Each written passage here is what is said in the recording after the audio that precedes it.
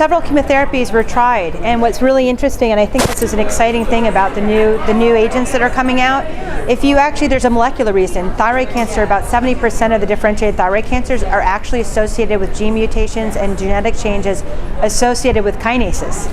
So you can imagine that this entire class of kinase inhibitors has been really what's made the difference. So really what it is that we found some new drugs that were working in other cancers. We took them over to thyroid and said, hey, wait, this is a good match. We should try them.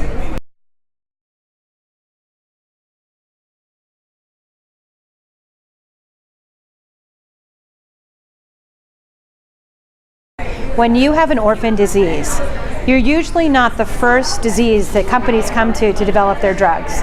And yet, because of two things, because of the cancer genome atlas and the information we know about cancers, and also because we know similarities between the cancers that were out there, we are repurposing a lot of them. And in a way, that's great news. We're bridging over, and it's great news for those people who do treat orphan cancers.